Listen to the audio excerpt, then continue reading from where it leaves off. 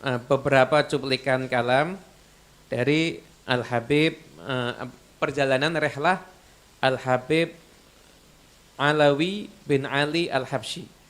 Ketika rehlah beliau ketika itu menuju ke Palembang. Menuju ke Palembang.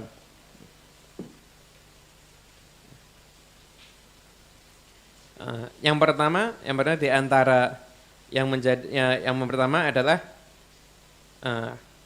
Habib Alwi, maksudnya Habib Alwi. Ketika beliau itu berziarah ke Palembang, diceritakan di sini ketika itu hari Jumat, kemudian setelah itu beliau menghadiri sholat Jumat ada di Palembang. Cuma ini di masjidnya di daerah mana tidak disebutkan. Walhasil masjidnya katakan dekat dengan pemukimannya para habaib. Di situ ketika beliau datang ke masjid sudah banyak orang yang sholat, banyak orang yang siap-siap untuk sholat. Kemudian karena terlalu banyak di situ, waktu itu sholat Jumat di situ yang hadir banyak karena sudah mendengarkan kabar bahwasanya Habib Alawi itu akan sholat di masjid itu. Akhirnya untuk menghindari salaman-salaman, kemudian Habib Alwi dilewatkan di jalan khusus. Kemudian setelah itu beliau duduk dan mendengarkan khutbah. Ketika itu khutbahnya Habib Muhammad bin Muhsin Al-Hamid.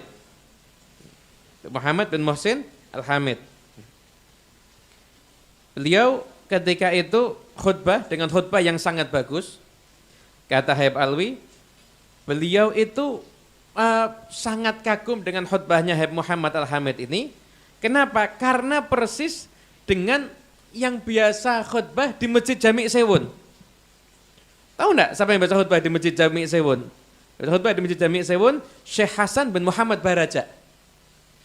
Itu dulu Masjid Jami' Sewun yang khutbah itu Syekh Hasan bin Muhammad Baraja. Ini khutbahnya Habib Muhammad Al-Hamid ini persis. Kemudian setelah itu tata cara Jumatannya semuanya persis. Yang hadir semuanya pakai imamah, pakai gamis, alal agol, pakai kopiah warna putih, saya itu pakai baju warna putih dan juga pakai rida. Fansyaraha sayyidi bihuduril jum'ah. Wa qala annana min yawm kharajtu min Sewun ma syahidtu jum'ah mitlaha wa awaddu an takuna jum'ah mitlaha indana fi Solo. Saya dari mulai hijrah dari Sewun sampai ke Indonesia, keliling dari kota ke kota semuanya, sampai beliau akhirnya tinggal di Solo, belum pernah menyaksikan Jumatan seperti Jumatan yang paling bagus yang ada di Palembang. Bahkan beliau berharap semoga ini Jumatan yang cara kayak di Palembang ini bisa beliau lakukan nanti ketika ada di Solo. Dan setelah itu Habib Alwi di sini dikisahkan beliau tinggal di rumahnya Habib Alwi bin Syekh Segaf. Dan kebetulan Habib Alwi bin Syekh Segaf itu yang punya pabrik es ya, masyhur itu ada di Palembang. Kholnya juga akhir bulan Syawal. Habib Alwi bin Syekh Segaf ini. Itu. Di sini banyak cucunya ya. Artinya juga cucunya ya. Abu Bakar Adnia Segaf ini cucunya juga itu. Nah, kemudian di sini juga ada satu cerita yaitu kisahnya keluarganya Habib Alwi bin Syekh As-Segaf ini, yaitu keluarga dari istrinya. Dari istrinya atau dari pokoknya haul paman dari anak-anaknya Habib Alwi bin Syekh. Namanya Habib Ali bin Abdurrahman Al-Munawar. Mertuanya Habib Alwi bin Syekh. Nah, mertuanya Habib Alwi bin Syekh itu namanya Habib Ali bin Abdurrahman Al-Munawar. Nah, beliau ini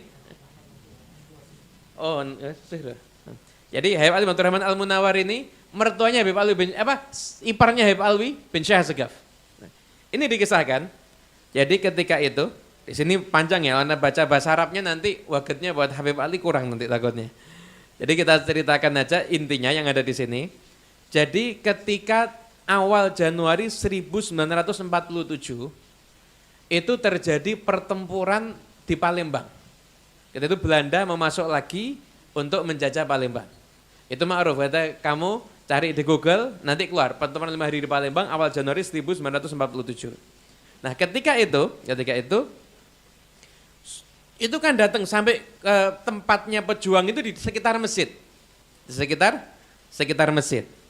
Nah, ketika ini penjajah Belanda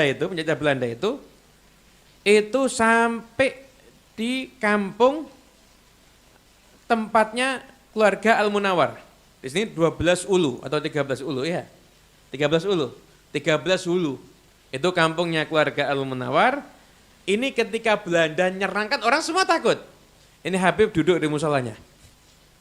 Seakan-akan tidak terjadi apa-apa sama sekali.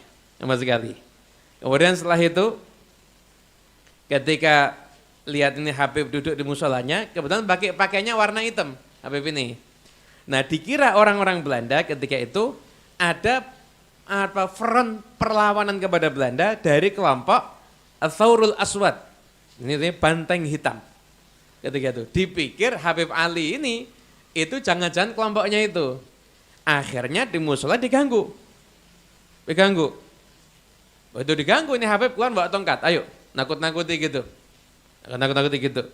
Akhirnya begitu lihat Habib Ali Al-Munawar ini takut nih pasukan. Takut. Setelah itu kemudian ketika tidak bisa dekat, kemudian akhirnya tentara-tentara Belanda ini akhirnya mereka mengeluarkan persenjataannya. Itu ditembak, dibom, dikasih macam-macam.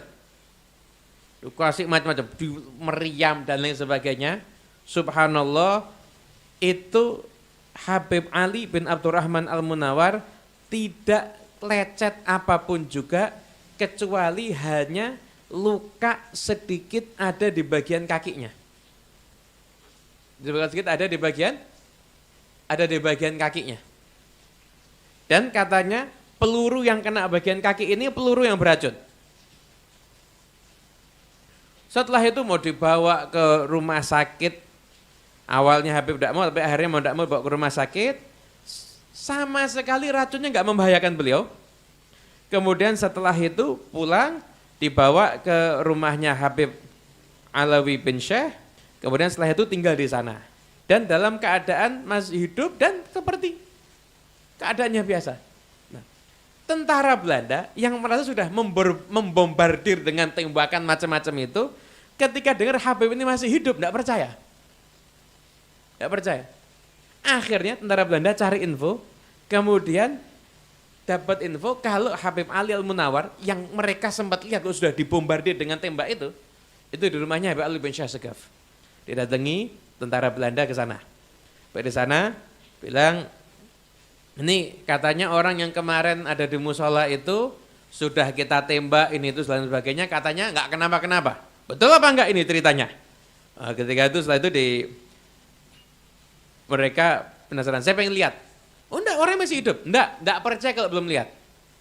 Ya, katanya Habib Ali bin Syekh, ya saya enggak tahu. Ini Habibnya mau nemui kamu apa enggak? Sampai ke Habib Ali Munawar, enggak mau ketemu sama si Belanda-Belanda ini. Belanda-Belanda ini naranya, pokoknya saya harus lihat. Bilang, ini Habibnya, lihat kamu aja enggak mau. Ya sudah, pokoknya diatur caranya gimana, pokoknya saya harus lihat. Ya udah, katanya Habib Ali bin Syekh, daripada ruwet sama tentara Belanda ini, kamu boleh lihat tapi dari jauh. Kamu boleh lihat tapi dari jauh. Setelah itu tidak lama, di tempat biasanya Habib Ali Al-Munawar ini, duduk itu ibadah, tidak lama, dilihat dari jauh. Tidak lama ini Habib keluar, ngambil Quran, duduk, saya itu baca Quran. Setelah itu tentara Belanda lihat, baru sadar mereka semuanya. Ternyata betul, orang yang kemarin mereka bombardir, sehat walafiat, lecet aja enggak. Baru setelah itu mereka semuanya percaya. Dan itu semuanya dikatakan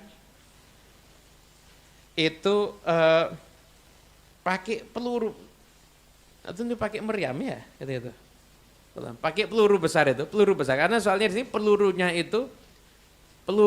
itu kalau ditembakkan sekali itu bisa merusak banyak tempat. Itu yang ditembakkan 12 itu bahkan Oh pakai meriam, 12 kali tembakan meriam, bahkan sekitarnya terbakar kok. Terbakar kok. Itu sekitar situ tempatnya keluarga Al-Kaf. Bahkan di sana ada seorang Habib Sahibul Hal Azim, Habib Ali bin Alawi Al-Kaf. Yang di sana duduk banyak sekali orang-orang soleh, bahkan pernah tinggal di sana Habib Muhammad bin Ahmad Al-Muhdhar, dan juga banyak sekali Habib-Habaib yang pernah menghadiri tempatnya Habib Ali bin Alawi Al-Kaf. Namanya sama. Isim ka ismikum. Jaduna. Masya Allah. Ternyata kakeknya Habib Ali Al-Kaf ini. Dan di kisah ini juga, di perjalanan Palembang itu juga, kakek kami Habib Ali bin Ali Al-Habsyi itu pernah singgah ke rumahnya Habib Ali bin Alawi Al-Kaf, kakeknya Habib Ali Al-Kaf ini. Jadi persaudaraan yang di atas sekarang tersambung lagi sama yang di bawah, insya Allah. Nanti semoga sampai anak cucu kita semuanya, insya Allah. Jadi ini Habib Ali bin Abdurrahman Al-Munawar itu ditembak pakai meriam 12 kali, sekitarnya itu semuanya terbakar, Habibnya lecet aja enggak. Lecet aja enggak, luka aja sedikit pun tidak. Itu menunjukkan orang yang dekat dengan Allah Ta'ala pasti akan dilindungi oleh Allah Subhanahu Wa Ta'ala.